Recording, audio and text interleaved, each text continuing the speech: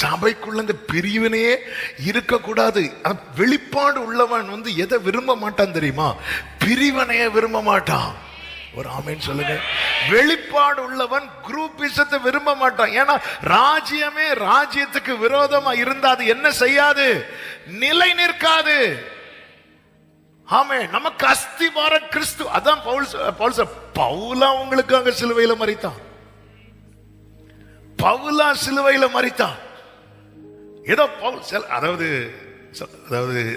யாரும் தப்பா எடுத்துக்காதீங்க, கோச்சிக்காதீங்க. ஆமே, அது தப்பா நான் சொல்லல. அதாவது ஒவ்வொரு ஊழியத்தை ஒவ்வொரு ஸ்தாபிப்பாங்க. அப்ப எல்லாரும் என்ன சொல்லுவாங்கன்னா ஃபவுண்டர் அப்படின்னு போட்டிருப்பாங்க. அது கரெக்ட். அவங்க மூலமா கத்த ஸ்தாபித்தனால கவர்மெண்ட் ரெக்கார்ட் பண்ணணும்.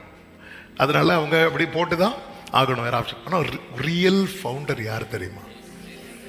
ஒரே ஒரு அஸ்திவாரம் தான். சபைக்கு ஒரே ஒரு ஃபவுண்டர் தான் உண்டு, ஜீசஸ் கிரைஸ்ட். நல்லா புரிஞ்சுக்கோங்க. அதன் மேலதான் நம்ம என்ன செய்யப்பட்டு கட்டப்பட்டு வரோம்.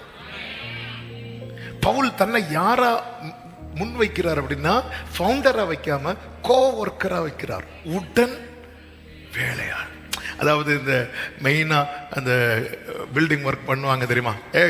அந்த மண் எடுத்துட்டு வா, அந்த சிமெண்ட் எடுத்துட்டு வா, வேற ஒரு ஹோட்டல், வேற வேற ஏதாவது வேற அதை எடுத்துட்டு வா, இதை எடுத்துட்டு வா சொல்லுவாங்க. அப்ப ஒரு ஆள் எடுத்து கொடுப்பாங்க தெரியுமா?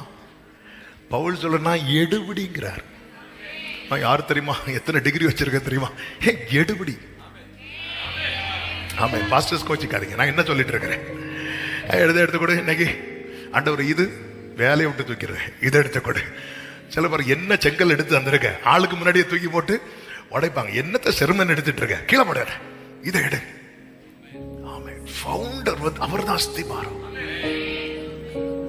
சியோனிலே திடம் அஸ்திபாரம் கிறிஸ்துவே, அவர் நான் என்றும் நம்பும் கண்மலை, அவர் நான் என்றும்